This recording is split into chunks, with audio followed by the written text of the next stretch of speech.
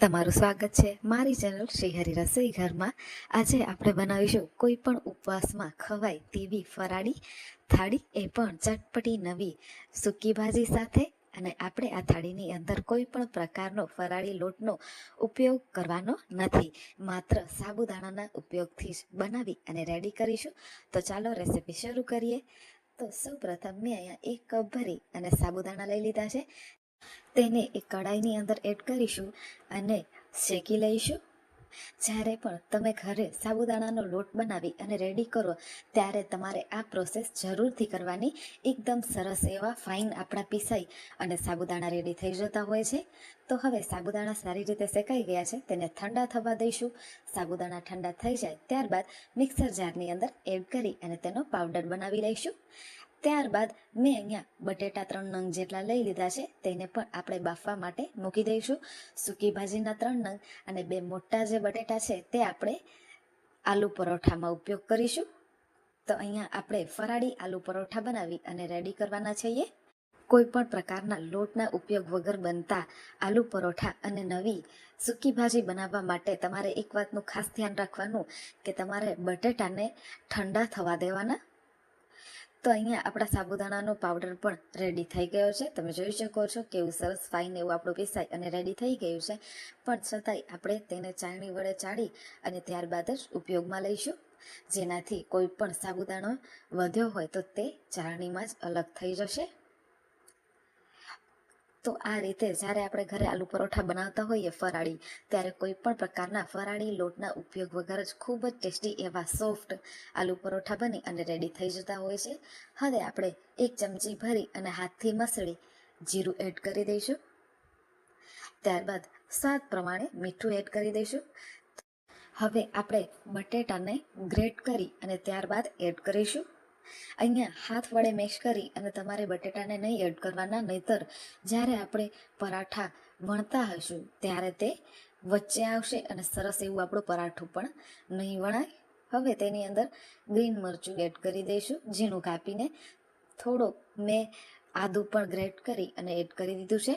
તેની સાથે જ સ્વાદ પ્રમાણે ફરાળી મીઠું એડ કરી દઈશું અને બધી જ વસ્તુને બેલેન્સ કરવા માટે લીંબુનો રસ એડ કરી દઈશું। તેનાથી ખૂબ જ સરસ એવા આપણા પરાઠા બની અને રેડી થશે। થોડાક એવા લીલા ધાણા પણ એડ કરીશું અને સૌ પ્રથમ આપણે થોડું પણ પાણી એડ કર્યા વગર સારી રીતે બટેટા સાથે બધી જ વસ્તુને મિક્સ કરી લઈશું। તો આના અંદર કોઈ ચોક્કસ પ્રમાણમાં માપમાં પાણી એડ નથી થતું હોતું, તમને જેટલી જરૂર લાગતી જાય એટલું તમારે પાણી લોટની અંદર એડ કરતું જવાનું।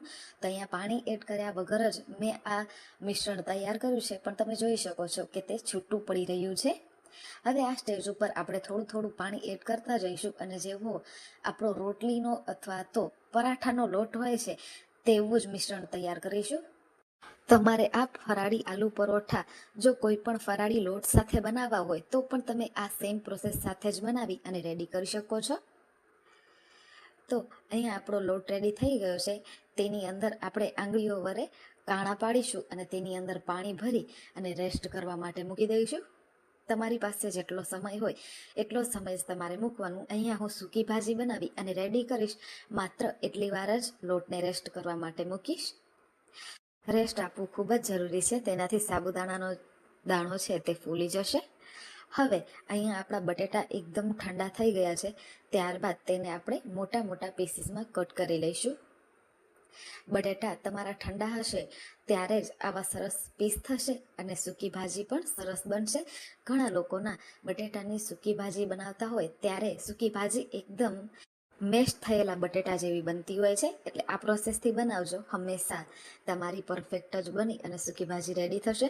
હવે આપણે એક કડાઈને ગેસ પર ગરમ થવા માટે મૂકી દઈશું, તેની અંદર તેલ એડ કરીશું અને જીરું પાવડર એડ કરી દઈશું। ત્યારબાદ મેં અહીંયા 1 મુઠ્ઠી જેટલા દાણાને મિક્સરમાં પલ્સમાં ગ્રાઇન્ડ કરી અને લઈ લીધા છે, તેને એડ કરી દઈશું અને ત્યારબાદ દાણા આપણા થોડા એવા સરસ સતળે એટલે તરત જ તેની ઉપર આપણે બટેટા એડ કરી દઈશું।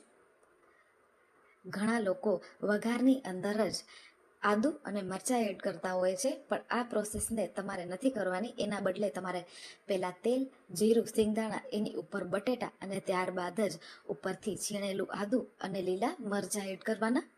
લીલા મરચાં તમે તમારી તીખાસ પ્રમાણે એડ કરી શકો છો. હવે બધી જ વસ્તુને સારી રીતે હળવા હાથે મિક્સ કરવું.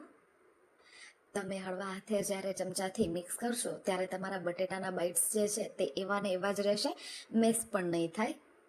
હવે આપણે ફરાળી સ્વાદ પ્રમાણે મીઠું એડ કરી દઈશું. તેની સાથે જ ઉપરથી થોડાક હું ચીલી ફ્લેક્સ એડ કરી રહી છું. તે બિલકુલ ઓપ્શનલ છે, તેની જગ્યાએ તમે કશ્મીરી લાલ મરચું પાવડર પણ એડ કરી શકો છો. બધી જ વસ્તુ સારી રીતે બટેટાને કોટ કરી લે અને સરસ મજાની બટેટાની સૂકી ભાજીની એવી સુગંધ આવવા લાગે એટલે તે સ્ટેજ ઉપર આપણે ગેસની ફ્લેમને બંધ કરી દેવાની અને ત્યારબાદ જ અડધા લીંબુનો રસ એડ કરવાનો અને ઉપરથી લીલા ધાણા એડ કરવાના. આ રીતે તમે જ્યારે પણ સૂકી ભાજી ઘરે બનાવશો તો એકદમ નવા સ્વાદ સાથે સુપર ટેસ્ટી એવી સૂકી ભાજી બની અને રેડી થઈ જશે તમારી.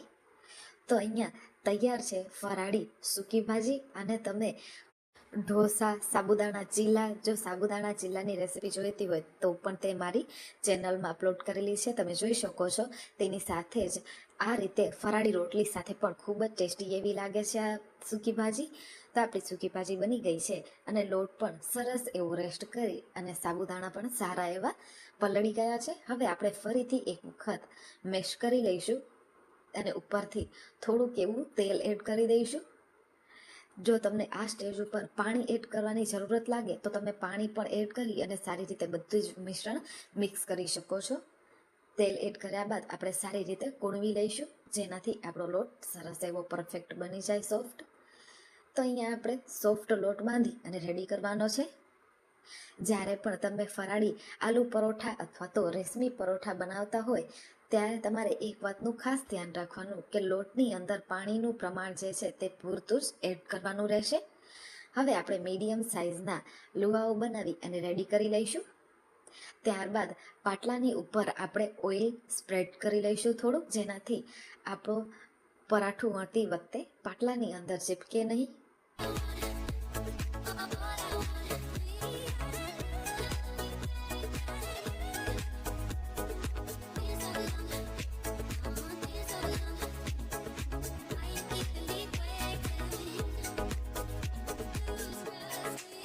સરસ એવું આપણું પરાઠું વણાઈ જાય એટલે આપણે પહેલાંથી જ ગરમ કરેલા તવાની અંદર એડ કરતા જવાનું અને એક બાજુ પરાઠાને વણતું જવાનું રહેશે. ખૂબ જ સરળતાથી પરાઠા બની અને રેડી થઈ જતા હોય છે. જો તમારાથી પરાઠા વણાતા ન હોય તો તમે બટર પેપરની અંદર પણ બનાવી શકો છો, એ પણ હું તમને આગળ બતાવીશ. હવે આપણે બંને સાઈડથી સરસ એવું તેલ અથવા તો ઘી લગાવતા જઈશું અને સરસ એવું શેકતા જઈશું. ગોલ્ડન બ્રાઉન એવો કલર આવી જાય એટલે તમારે સમજવાનું કે તમારા પરોઠા એકદમ પરફેક્ટ એવા શેકાઈ અને રેડી થઈ ગયા છે. બટર પેપરની અંદર તમારે ડોને વચ્ચે રાખવાનો અને સરસ એવું હલકા વેલણા સાથે તમારે પ્રેસ કરતું જવાનું અને વણતું જવાનું રહેશે. સેમ પ્રોસેસથી જ આપણે બધા જ પરાઠાને વણી લઈશું. જ્યારે પણ આપણે પરાઠું તવા પર મૂકીએ ત્યારે થોડું એવું ફાટે તો તમારે હાથથી જ તેને જોઈન્ટ કરી લેવાનું. તો આ મેં એક બટર પેપર સાથે બનાવ્યું છે, તમે જોઈ શકો છો. તે થોડુંક એવું થીક પણ થઈ શકે છે. પ્રોસેસ સાથે જ મેં બધા જ આલુ પરોઠા બનાવી અને રેડી કરી લીધા છે. તો અહીંયા તૈયાર છે આપણી ફરાળી થાળી આલુ પરોઠા અને તેની સાથે ચટપટી નવી સૂકી ભાજી. તો તમને મારી આ શ્રાવણ સ્પેશિયલ સોમવારની ફરાળી થાળીની રેસીપી કેવી લાગી એ મને જરૂરથી જણાવજો. અને હા, ઘરે આ સોમવારે બનાવવાનું ભૂલશો નહીં. સાથે જ આજ માટે આટલું જ. ફરી મળીશું નવી રેસીપી સાથે.